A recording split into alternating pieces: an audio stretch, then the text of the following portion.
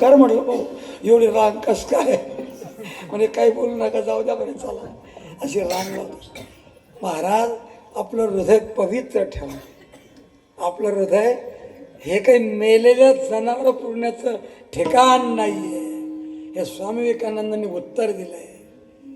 माझं शरीर माझं हृदय भगवंताचं राहण्याचं पवित्र मंदिर आहे. मी त्याला सदैव पवित्र ठेवेन. सदैव आंबळ खाऊ नका. साधा आपल्या घरात आलेला जो आहार असेल तो ब्रह्मरसच आहे. सात्विक अन्न म्हणजे ब्रह्मरस आहे आणि तो सेवन करा. संस्थेमध्ये जवळजवळ 108 वर्ष झाले कांदा लसूण नाही. संस्थेमध्ये 108 वर्ष झाले संस्थेला निघून कांदा लसूण नाही आहे. माधुगरीमध्ये येतं ते गोष्ट वेगळी आहे. ते माधुगरीचं अन्न ते पवित्र आहे. त्याच्यात काय टाकलं ते नाही, ती भावना आहे. तो नाही विचार करायचा. संस्थेतली काही पद्धत आहे. सात्विकचा अर्थ आहे. सवी चवी घेऊ राज ब्रह्मरस आवडी.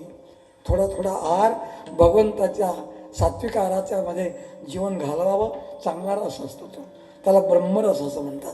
ब्रह्मरस करू भोजन पुष्कळ त्याचं वर्णन तुकोबाऱ्यांचा अभंग वगैरे आहे.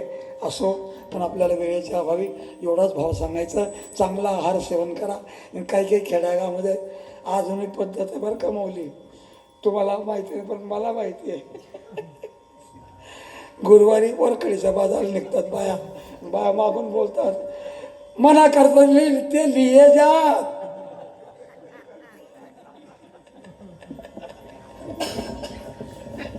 समजलं का नाही? अजून नाही तुम्हाला नाही समजलं. असा हात करतात ते भूमीला करतात अगरबत्त्या. ही सांगते बाजाराला मना करतात ते लिहे जा. इतका भारी येतो भाऊ. महाराज तिथे जर कोणी शिजवला ना इथे लोकांना बसू देत. इतका भारी इतका भारी येतो. आम्हाला खाऊन नका. तो सात्विक आहार नाही. आणि संतांच्या संगतीत आमच्या नानांनी काय ठरवलं का संत पूजन वगैरे वगैरे पुन्हा कीर्तन हे करा. त्यांच्या गुरूंनी सुद्धा त्यांना सांगितलं संताचे संगती सर्व काळ. जीवनात संताची संगती करत राहा. आमच्या माऊलींच्या पंढरपूरला जा का कुठे जा सप्तामध्ये पारायण आहेच. संतांची संगत आहे. आताही माऊलीने कार्तिकेला येऊन गेलो. मी विचारतो म्हटलं माऊली आल्यात का रे? हो म्हणे माऊलीचा सप्ताह सुरू झाला म्हणे. पारायण सुरू झालं. करत संतांच्या संगतीत राहा. लक्षात आलं का? बरं का? जर दुसऱ्यांच्या संगतीत राहिलं तर ना शरीर परा ते सेविता संसार गौरवची ऐकता देही जयाची अहंता बुडवून ठेवली. यांच्या संगतीत जर राहिलं ना आम्हाला जोपर्यंत पिशवी टेकावी लागते त्या घरी राहावं लागतं. संध्याकाळचं जेवण घ्यावं लागतं. त्याला विचारावंच लागतं तुला मुलं बाळा आहेत का नाही, काही नोकरी वगैरे करतात का नाही, हे त्याला विचारावंच लागतं. संगत नाही ना. संसारिक लोकांच्या संगतीत राहिलं हे कृत्य करावंच लागतं. मौलींची वय माझी नाही.